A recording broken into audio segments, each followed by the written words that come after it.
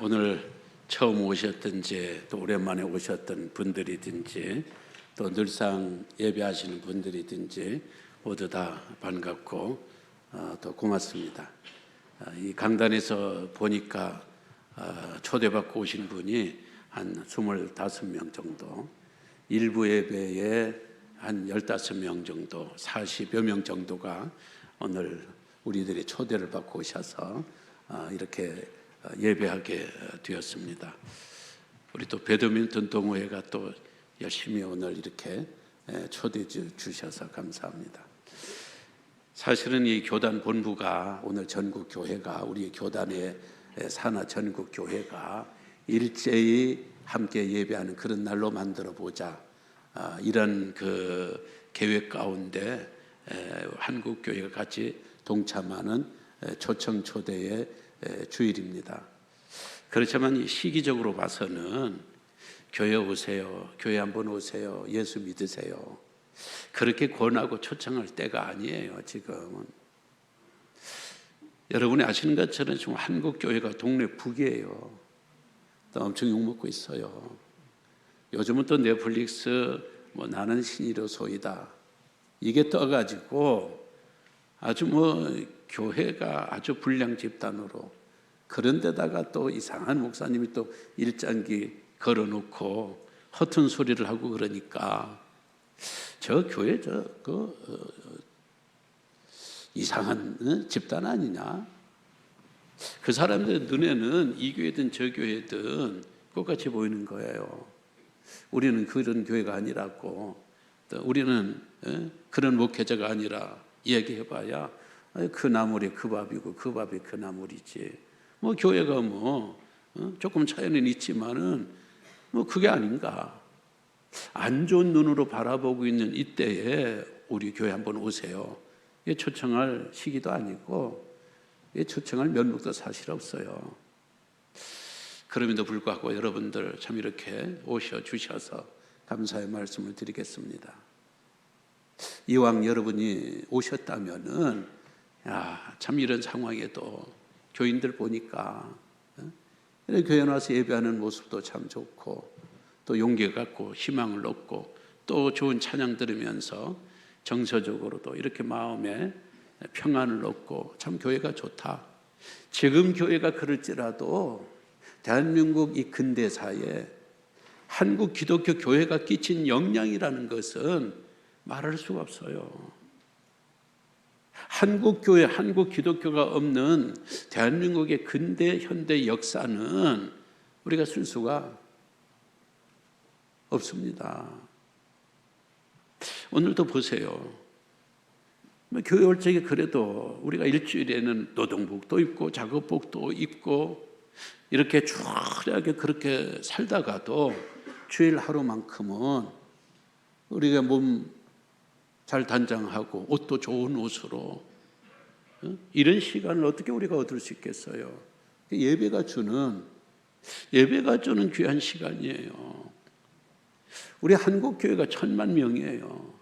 교회를 통해서 행복하고, 교회를 통해서 용기를 얻고, 교회를 통해서 삶의 소망을 가진 이런 기독교가, 이게 우리 같은 한국 백성이잖아요. 우리 한국 동족이잖아요. 어느 정권, 역대 어느 정부가 계속해서 1000만 되는 사람을 행복하게 해준 대통령이 어디 있고, 우리 1000만 명 우리 동족들을 우리가 믿든 안 믿든, 나하고는 관계가 있든 안 믿든, 한국 교회도 우리 동포 중에 민족 중에 일부니까 이 1000만 명을 행복하게 만들어진 사회 집단이, 종교가, 그리고 역대 대통령, 역대 정권, 정부가 어디 있습니까? 한국 교회가 비록 1000만 명이지만 우리 식구들끼리지만은 우리를 행복하게 해주고, 또 희망을 갖게 해주고 소망을 갖게 해준다면은, 제가 만약에 대통령이었다면은 이런 상황 가운데서 조찬 기도에 참석을 해서 나는 신앙인이 아니다. 그리고 교회에 대해서 이런저런 말들이 있는 것도 안다. 그럼에도 불구하고 한국교회가 1,000만 명 되니까 제가 대통령으로서 여러분들에게 행복하게 다 해드리지 못한다. 여러분들에게 소망을 내가 주지 못한다. 그 일을 교회가 해주니까 내 백성들인데, 내 국민들인데, 대통령이 나도 해줄 수 없는 일들을 교회가 해주니까 나는 참 교회를 고맙게 생각하고, 나는 한국교회를 나는 귀하게 생각한다. 참 대통령이 좀 이런 말을 좀 해줬으면 좀 좋겠다. 그리 싶어요.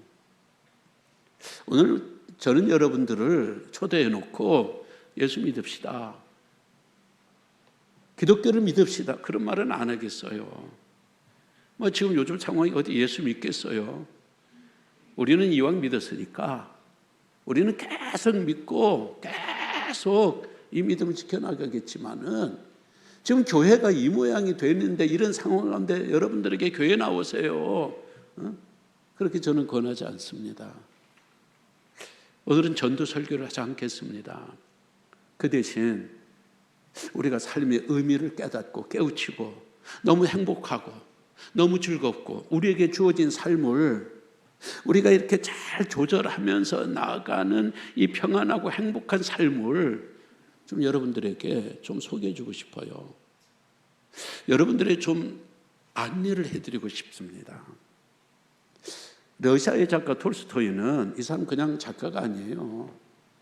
이 사람 사회 계계에 대해서 굉장히 이 사람 아주 강한 사람이에요. 재산을 팔아서 약한 자들에게 재산을 분배해 주고, 이분이 또 무정부주의예요. 아나키스트.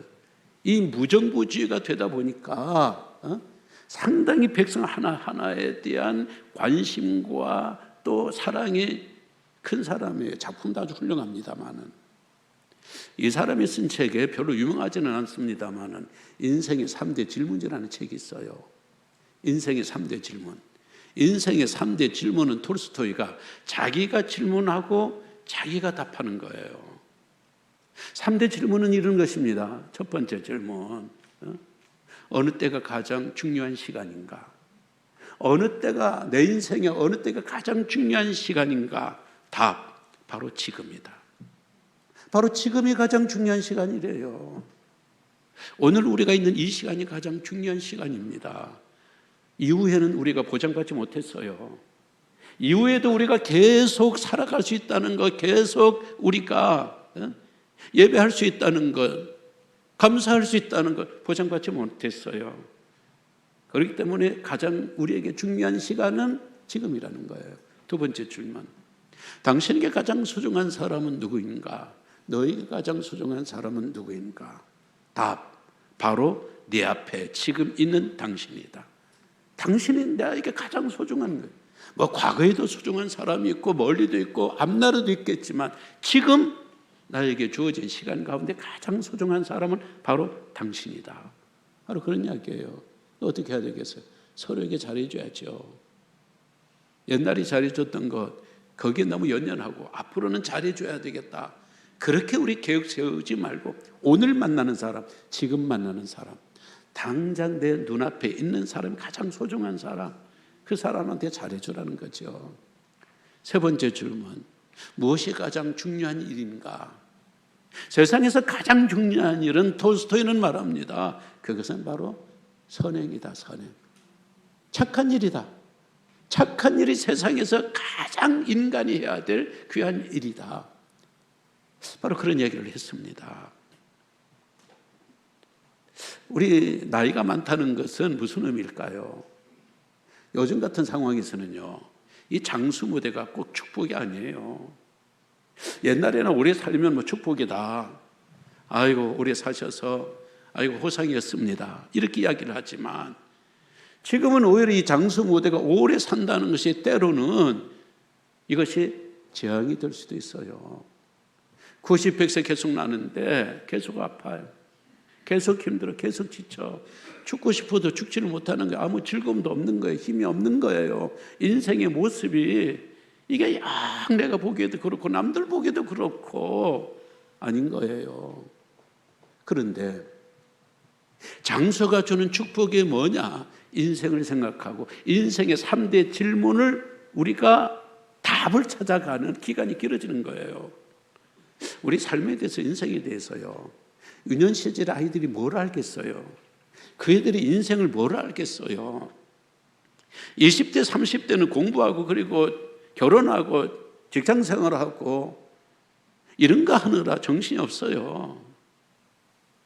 인생에 대한 자기 성찰을 할 수가 없어요. 그 나이가 중년과 장년이 되었습니다. 자식들 결혼시키고 또 자식들의 손자를 돌봐주고 여기에 전부 투자하기 때문에 그때도 내 시간은 없어요. 70이 되고 80이 돼야 그제야 내 시간이에요. 그제야 내 시간 동안 자기를 성찰하고 자기를 반성하고 앞으로 나는 어디로 갈 것이냐, 이런 인생의 목적과 또 인생이라는 게 무엇냐에 대한 그 의미를 탐색하는 시간이 바로 이 노년의 시간이에요. 노년은 누구에게 오는 건 아니죠. 일찍 세상을 떠나는 사람은 이 탐색의 시간이 없는 거예요. 그러니까 손해인 거죠. 사는 게 손내는 것이 아니라 인생의 의미를 깨닫는 데 너무 일찍 죽어버리면은 이게 손해라는 거예요. 하나님의 은혜 가운데 오늘 우리 나이는 여기까지 왔어요. 이제 우리는 그 어느 때보다도 인생의 3대 질문에 대해서, 인생의 질문에 대해서 다 질문을 해야 돼요. 훌륭한 사람은요, 성장하는 사람은 계속해서 자기에게 질문을 하는 사람이에요. 아이들도 공부 잘하고 아이들도 빨리 지식과 지혜를 깨우치는 아이들 봐요. 질문이 굉장히 많은 아이들이에요. 질문이 많아야 아이들이 공부를 잘해요. 그거 유대인들이 그걸 잘합니다. 인생도 마찬가지예요. 나는 누구냐? 나는 어디로 왔느냐? 지금 나에게 가장 중요한 시간은 뭐냐? 지금 나에게 가장 소중한 사람은 뭐냐? 지금 내가 행해야 될 일은 뭐냐? 그리고 이후에 내 앞에 어떤 세상이 펼쳐질 것인가? 계속 질문을 하고 여기에 대한 대답을 내가 만들어야 돼요. 다른 사람이 만들어주는 게 아니에요. 내가 만드는 겁니다. 그래서 오늘은 여러분들 모시고 우리가 찾았던 그 인생에 대한 해답, 하나님께서 우리들에게 들려주셨던 그 인생의 해답, 이 해답으로 인하여 기쁘고 행복하고 고맙고 즐겁게 살아가는 우리의 삶을 여러분들이 조금 보여드리고 싶었어요. 여러분들 모시고 다른 교회에서 막 선물도 주고 이것도 주고 그럽니다만은 저는 오늘 여러분들에게 우리가 갖고 있는 행복 어떻게 찾았는지,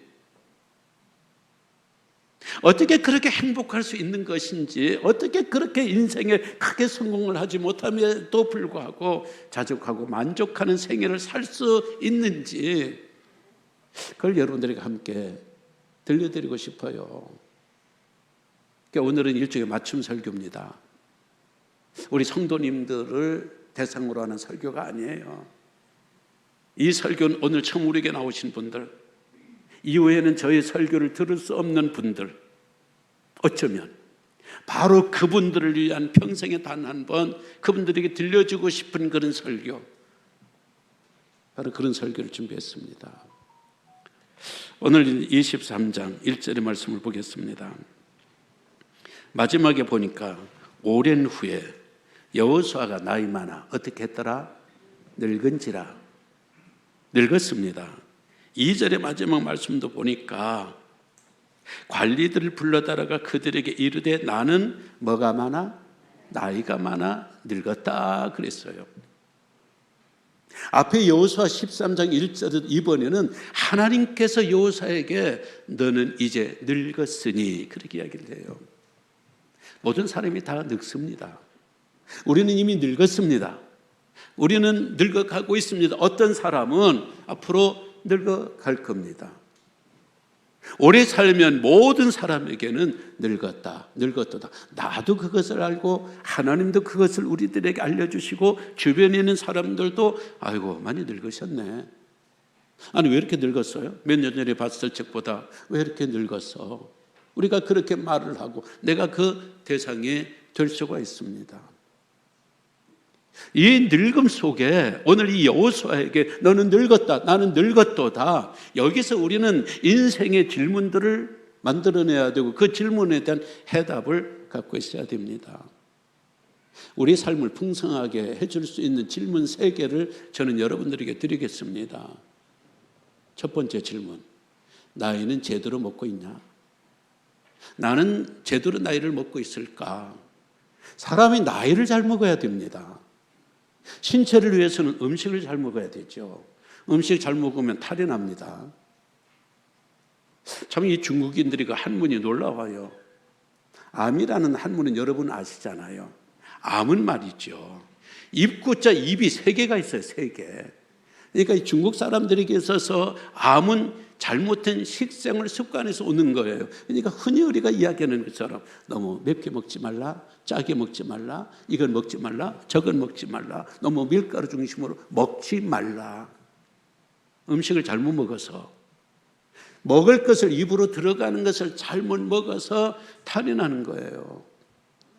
어떤 사람은 어릴 적부터 책을 잘못 읽어서, 책을 잘못 먹어서, 어떤 사람은 사상을 잘못 먹어서, 사상을 잘못 머릿속으로 가져와서 그 사상 때문에 그 사람의 인생이 행복하지 않아요.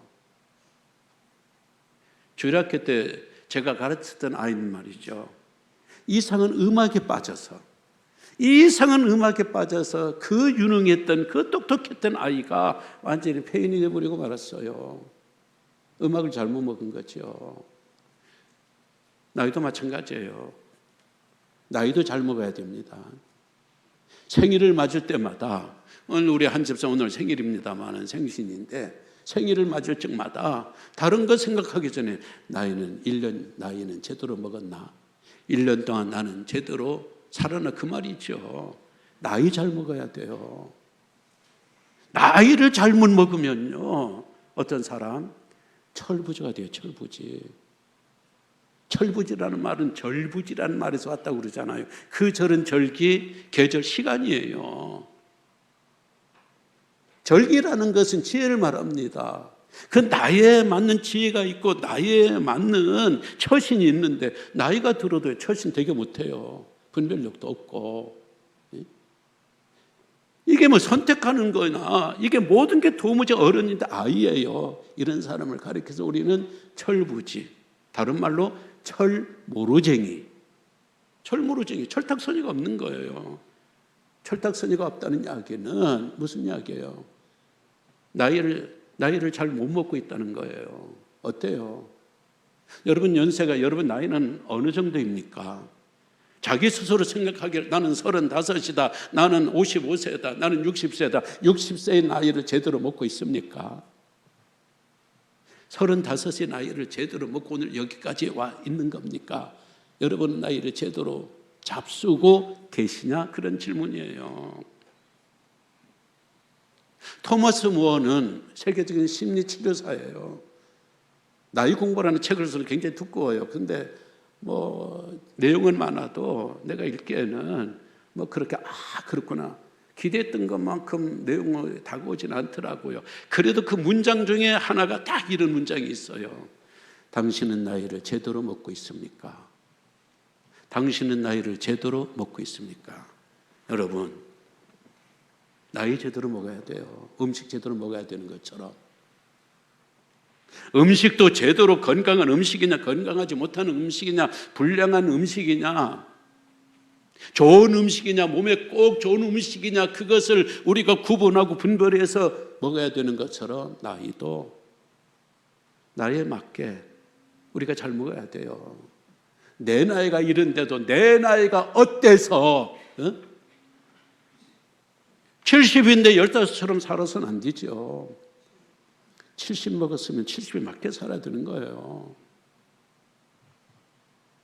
세상에서는 무조건 젊게 살라 그래요. 무조건 젊게 살라. 그거 좋은 이야기예요. 그러나 사실은 말이죠, 잘 사는 거는 나이에 맞게 살아야 됩니다. 자기 나이에 맞게. 루시 플록이라는 사람은 50에 시작하는 나이 공부라는 책을 썼어요. 50에 시작하는 나이 공부. 50 이전에는 사느라 성공하고 출세하느라, 내 전문 직종에서 열심히 일하느라 내 나이를 공부 못했지만 그래도 50부터는 사람들이 자기 나이가 어떤 나이인지, 이 나이에 맞게 어떻게 살아야 되는지 나이 공부를 해야 된다라는 이야기예요. 공자님은 50을 뭐라고 이야기를 합니까? 지천명이라고 그랬잖아요. 지천명. 하늘의 뜻을 아는 나이. 그 말은 이제는 좀 사람의 도리를 알고,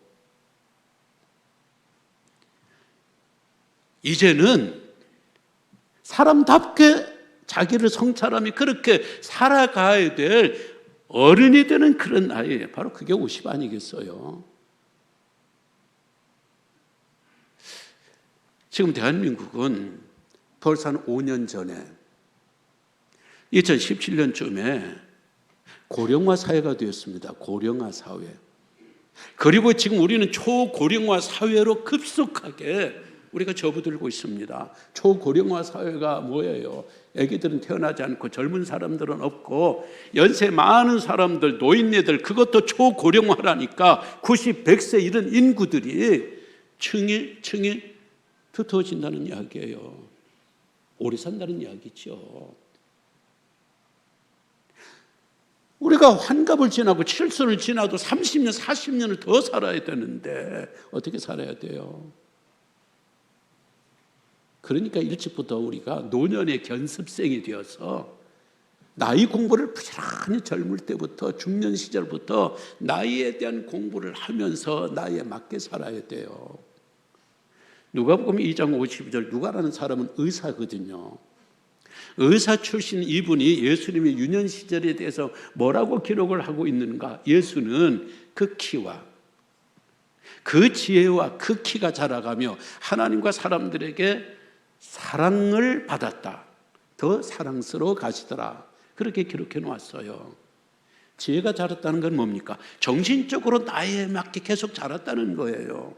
키가 자랐다는 것은 신체적으로 나이에 맞게 계속 자랐다는 겁니다. 하나님께 사랑을 받았다는 것은 종교심, 신앙심이 나이에 맞게 계속해서 깊어지고 높아지고 넓어졌다는 거예요. 사람들에게 사랑을 받았다라는 이야기는 사회성에서 계속 그 나이에 맞게, 사회성의 그 나이에 맞게 계속해서 성장했다라는 이야기예요. 이것이 나이를 제대로 먹는 겁니다. 이렇게 나이를 먹어야 우리의 노년이 아름다운 노년이 될 수 있고 우아한 노년이 될 수 있다라는 이야기예요. 두 번째 질문입니다. 넌 누구를 위하여 늙었느냐? 넌 누구를 위해서 늙었니? 지금 여호수아가 늙었어요. 하나님도 여호수아에게 나타나셔서 네가 늙었다, 그렇게 인정을 해요. 여호수아 자기 스스로도 나는 늙었다, 그렇게 이야기를 해요. 그러면 이 늙음이 누구를 위해서 늙은 거예요? 여러분은 누구를 위해서 늙으셨어요? 대한민국 어머니 아버지들은 거의 다 자녀들을 위해 늙어요. 우리가 자녀들을 위해서 애쓸 때가 있고 자녀들을 위해서 우리가 힘써야 될 때도 있습니다. 그러나 늙어가는 것조차도 자식들 때문에 그 자녀들 위해서 늙으면 안 돼요. 어떤 사람은 세상의 성공과 출세와 돈을 위해서 늙어요. 계속 성공하고 계속 출세하고 이제 그만하면 된 것도 같은데 계속해서 성공과 출세를 위해서 내 나이가 어때서 그러면서 계속해서 노년이 되어도 거기서 그 시선을 내려놓지를 못합니다. 그 사람들은 누구를 위해서 늙은 거예요? 돈을 벌다가 늙은 거예요. 세상의 성공과 업적을 위해서 그렇게 늙은 거예요. 여러분, 늙음의 시간은 아이들 위한 시간이 아니에요. 늙음의 시간은 돈 벌고 업적 남기고, 늙음의 시간은 세상의 어떤 성공과 야망을 위해서 계속 분투해야 될 그런 시간이 아닙니다. 늙음의 시간은 하나님께서 우리들에게 주신 선물이에요. 누구나 다 늙는 건 아니에요. 30에도 죽고 50에도 죽고 어린 시절에도 죽습니다. 얼마나 이 사람들은 불리해요. 인생이 불리해요. 왜? 인생이 뭐냐? 우리 삶이 뭐냐? 나는 누구냐? 이걸 탐색하고 자기를 성찰할 수 있는 기회가 제대로 주어지지 못한 거죠. 우리가 오래 늙어서 여호수아 네가 늙었다. 나는 내가 늙었도다. 이런 늙음의 시간을 가질 수 있는 것은 이 시간은 어떤 시간이에요? 우리 자신을 성찰하는 시간이에요. 먼 옛날을 회고하고 하나하나 반성하고 하나하나 정리하고 현재 나의 포지션을 생각하고 나는 이 나이에 어떻게 처신해야 되고 어떻게 살아야 될 건가, 그리고 이후에 이 늙음이 끝에는 어떤 세상이 있는 것이고 우리는 어떻게 우리의 미래를 내세를 위해서 준비해야 될 것인가. 젊은 날에는 이런 게 관심이 없어요. 왜? 앞으로도 내가 40, 50년 산다라는 나름대로 이런 보장과 확신 때문에 젊을 때는 안 돼요. 늙어서 할 일이 없잖아요. 늙어서 우리를 필요하는 사람들이 이제는 없어요. 옛날에는 엄마 빨리 우리 집에 와, 아버지 빨리 우리 집에 와서 이것 해주세요, 저것 해주세요. 우리를 찾는 사람이 많지만 지금은요, 자녀들도요, 그냥 나 괜찮으니까 안 오셔도 돼요. 이럴 적에는 이제 누구를 위해서 늙어야 돼요? 나를 위해서 늙어야 돼요. 나 자신을 위해서 이제는 이 시간을 보냈고, 나 자신을 다독거리면서 늙어가니까, 나이가 많으니까 재미가 없어요. 옛날에는 내가 막 몸을 막 끌고 다녔죠. 내가 등산 가자면 몸이 따라왔어요. 내가 어디 가자면 몸이 따라왔지만 지금은 내가 몸을 따라가야 돼요. 그래서 몸이 약 타러 가자 하면 약 타러 가야 돼요. 병원에 가자면 병원에 가야 돼요. 몸이 드러눕자, 오늘 힘들어서 아무것도 싫다, 침대에 드러눕자. 몸이 그러면 나도 함께 드러누어야 돼요. 이게 우리의 노년이에요. 이런 노년의 시간은 세상 사람들에게는 불리하고 속상하고, 난 이렇게 늙을 수밖에 없었나, 내가 생각했던 내 삶이 왜 이렇게 쪼그라들었느냐, 이럴 게 아니고, 늙음은 하나님께서 우리들에게 주신 아주 귀한 은총의 시간이고 선물이다. 이 늙음의 시간을 어떻게 우리가 활용하고 어떻게 이 늙음을 나를 위해서 우리가 가꿔야 될 것인가, 그런 시간을 우리가 만들어내야 됩니다. 리카로드라는 사람은 87명의 노인들을 뽑아가지고 심층 면접을 했어요. 심층 면접을 하고 그 사람들의 살아온 생애, 지금의 심정을 다 종합해서 5 유형으로 나눴습니다. 노인들 첫 번째, 성숙형. 이만하면 됐지. 내 인생 이만하면 됐어. 참 행복해. 그러면서도 자기 할 일을 계속 해가는 거예요. 이런 사람들이 성숙형이에요. 2 번째, 은둔형. 이제 혼자 있고 싶은 거예요. 이제 사회생활도 그렇고 무슨 직장은 아예 그렇고 그냥 혼자 조용히 독서하고 그저 혼자서 그냥 걷기도 하고 집안에 혼자서 텔레비전도 보고 사람들하고 어울리기보다는 혼자 있는 그런 일들을 좋아해요. 이 사람이 은둔형이에요. 3 번째, 무장형. 무장형은요, 자기 나이를 인정하지 않아요. 자기 나이에 대해서 불만이 있어요. 내가 몇 살인데, 난 마음은 정정한데, 이 사람들이 나를 뭘로 알고, 나는 얼마든지 일할 수 있는데, 자기를 막 무장을 해요. 더 공격형이 되는 거예요. 자기의 노인의 이 연령을 인정하지 않으려고 몸부림을 치는 거죠. 이 사람은 자기의 삶에 대해서 만족이 아주 없어요. 굉장히 자기 삶에 대해서 굉장히라는 말보다는 자기 삶에 대해서 좀 불만이 많아요. 4 번째 유형은 이 세상에 대해서 비판하는 거예요. 세상에 대해서 내가 이렇게 된 것은 누구 탓이고 누구 탓이고 누구 탓이다. 이렇게 세상에 대해서 계속 공격하고 세상에 대해서 비판하고 세상을 막 안 좋게 이야기하면서 자기 잘못은 하나도 없고 전부 다 세상 탓이라고 하는 거예요. 마지막 5 번째 유형은 자학형. 내가 못나서 그렇지, 내가 그때 실수해서 그렇지, 내가 열심히 안 해서 그렇지, 내 꼬라지, 뭐 그렇지 뭐. 이렇게 자기를 자학하는 형이에요. 왜 꽃같은 나이인데, 꽃같은 늙음인데, 꽃같이 나이를 먹었는데, 내가 60이면 남도 60 더 이상 안 먹었잖아요.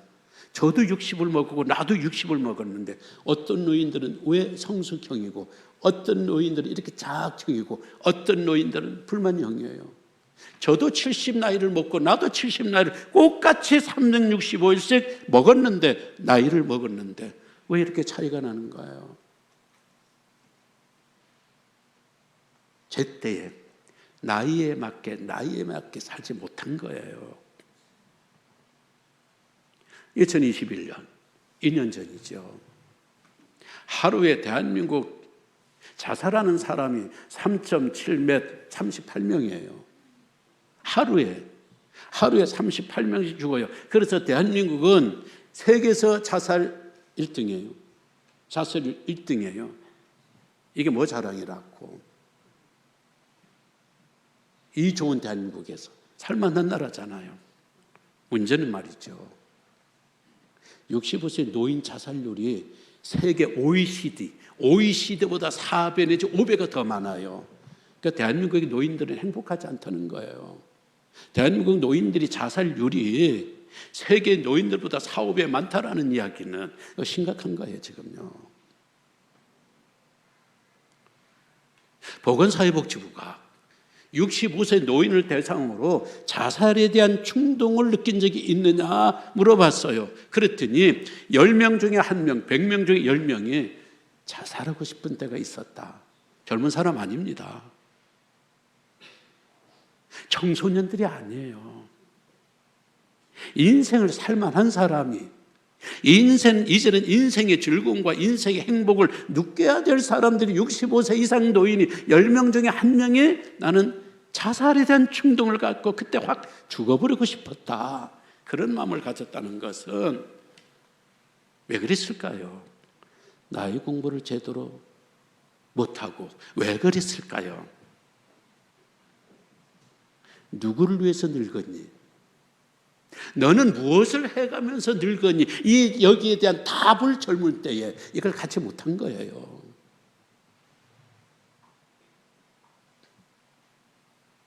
어떤 사람이 예수님께서 대적자들 비판자들이 계속 공격을 받으니까 예수님이 논리적으로 그런 방어를 잘해요. 그러니까 한 노인이 예수님을 보면서 이렇게 부러움의 탄성을 내질렀습니다. 와, 어떤 청년인지, 제 엄마는 어떤 엄마인지, 저 사람을 가졌던 태와 저 사람을 먹였던 젖은 얼마나 복된 여인일까? 이게 33살 미만의 우리 예수님에 대한 저런 아들을 둔 엄마의, 저런 아들을 먹인 그 젖은, 저런 아들을 둔 그 태는 얼마나 복된 태이고 얼마나 복된 젖이냐고 이 청년에 대해서 찬사를 하고 그 엄마를 부러워하고 있다면 우리 주님은 사실 33살에 죽었어요. 그분은 늙음이 없습니다. 예수님은 늙음이라는 이 시간을 가져보지를 못했어요. 그럼에도 우리가 상상으로 33살에 돌아가시지 아니하고 66세, 70세로 갔대도 우리 예수님은 너무도 멋진 노인의 모습, 너무도 우아한 노인의 모습, 너무 우아한 행복한 모습으로 우리 예수님이 가셨을 거예요. 왜? 삶 자체가 나이를 제때 잘 먹으니 하나님과 사람들에게 사랑스러워 가시더라. 제 나이를 잘 먹으니 이제 나이가 많아 늙었도다. 늙음까지도 잘 되었겠죠. 세 번째 질문입니다. 어떻게 죽을 거냐? 어떻게 죽을 거냐? 어떤 죽음을 이야기하는 겁니다. 죽는다고 해서 똑같은 죽음이 아니라는 것을 알잖아요. 어떤 사람은 좋은 죽음이고 어떤 사람은 나쁜 죽음이에요. 어떤 사람은 존경받는 죽음이고 어떤 사람은 손가락질 당하는 죽음이에요. 그 손가락질과 그 칭찬은 장례식장에서 쫙 펼쳐져 있는 조화의 숫자대로 가는 게 아닙니다. 조화들이 내로라 하는 사람들의 그 조화들이 수십 수백 개 펼쳐지더라도 손가락질하는 나쁜 죽음이 있습니다. 안 좋은 죽음이 있습니다. 비록 조화가 몇 개 서자는 초라한 죽음이라 할지라도 좋은 죽음이 있습니다. 좋은 죽음은 좋은 사람이기 때문에, 좋은 삶이었기 때문에, 잘 늙었고 잘 익었기 때문에 그런 죽음을 우리는 좋은 죽음이라고, 그리고 우리가 기대하는 죽음이 바로 이런 것이라고 이렇게 우리가 이야기할 수가 있습니다. 그저 우리 성도님들은 제가 예화로 드렸던 말씀이에요. 남양주 매건에서 요양병원에 한 원주 내고과장, 이분이 권사님이에요. 이 사람은 90세가 넘어도 매일 화장하고 매일 립스틱을 발라요. 노인네가 흉하지 않냐고요. 흉한 사람이 있지만 이 사람은 자기는 아니라는 거예요. 자기는 끝까지 나는 여자로서 죽을 때까지 난 여자로서 여성성을 지키면서 살고 싶다는 거예요. 죽기 전에 하루에도 20명씩 9시에 출근해서 20명씩 환자들 돌보다가 죽기 전에 그런 3가지 말을 남겼어요. 가을이다, 모두 힘내, 그리고 사랑해. 넘어지잖아요. 좀 더 살고 싶다고 떼쓰는 것보다, 호스에 의지해가지고 홀딱홀딱 숨만 쉬다가 가는 것보다는 죽기 직전에 가을이다, 힘들래, 그리고 사랑해, 이 말을 남길 수 있다면 우리는 이런 죽음을 좋은 죽음이라고 말할 수 있는 거죠. 예수님께서 33살에 죽었습니다. 아까운 죽음이죠. 좋은 죽음이라고는 할 수가 없어요. 너무 불운한 죽음, 너무 초라한 죽음, 너무 아픈 죽음이에요. 그런데 예수님께서 마지막 남기신 말씀이 뭐예요? 십자가 위에서 다 이루었다. 대단하지 않습니까? 33살이면 이루어야 될 일들이 산더미처럼 많은데 33살짜리가 다 이루었다. 다 이루었다. 하나님, 내 영혼을 아버지 손에 부탁하나이다. 그게 죽었어요. 젊은 사람 죽음이 너무 아름다운 죽음이에요. 너무 사명을 완수한 그런 죽음이에요. 그러니까 민족시인 윤동주는 십자가라는 시에서 십자가에 달린 예수, 가장 고통 중에 있는 사내라고 그랬어요. 가장 고통스러운 사내였지만 그러나 세상에서 가장 행복한 예수 그리스도, 세상에서 가장 불운하게 죽어가고 있지만 그렇지만은 예수 그리스도는 세상에서 가장 행복한 사내라는 거예요. 그만큼 예수님의 죽음은 좋은 죽음, 아름다운 죽음이라는 거죠. 우리가 갑니다. 어떤 죽음일까요? 나는 어떤 죽음일까요? 24절 29절에서 2일 후에 여호와의 종 눈의 아들 여호수아가 110세의 죽음에 모든 족장들은 원주민에게서 돈을 주고 산 그곳에 묻혔지만 이 여호수아는 자기가 정복한 내 땅에서 죽었어요. 아름다운 죽음이었지요. 사명을 감당한 좋은 죽음이었습니다. 말씀을 했습니다. 오늘 여러분들 오시면 환영합니다. 오고 싶어서 온 게 아니고 친구가 가자 하니까 우정을 생각해서 오신 분도 있고, 부모님들이 한번 오라 하니까 막판에는 어버이날 오지 못하더라도 오늘 와라, 이런 강요 내지는 압박을 받고 오신 분들도 계실 거예요. 그래서 오늘 여러분들이 오셔서 이 3가지의 질문 앞에, 너는 나이를 제대로 먹고 있냐? 너는 누구를 위해서 늙어가고 있냐? 넌 어떻게 죽을래? 이 3가지 질문을 여러분들이 갖고 가실 수만 있다면은 그래도 발걸음 까면 되지 않겠습니까? 여러분 다시 오시라고 하지 않습니다. 그러나 살다가 지치고 힘들거든 다시 한번 오세요. 어느 날 문득 야, 내가 제대로 살고 있나? 이게 진짜 내가 이 사는 게 이게 제대로 살고 있나? 그런 생각이 들거든. 그때 다시 한번 오세요. 다시 한번 오시면 우리는 그때 좋은 우정을 나눌 수 있을 것입니다. 하나님의 은혜가 오늘 여러분들에게 함께 하시길 주의 이름으로 축원합니다. 다 함께 일어나셔서 오늘은 죄송하지만 우리 식도로 한번 찬양을 부르도록 하겠습니다. 많은 사람들 우리 박수 치면서 우리 기쁨을 함께 알립시다.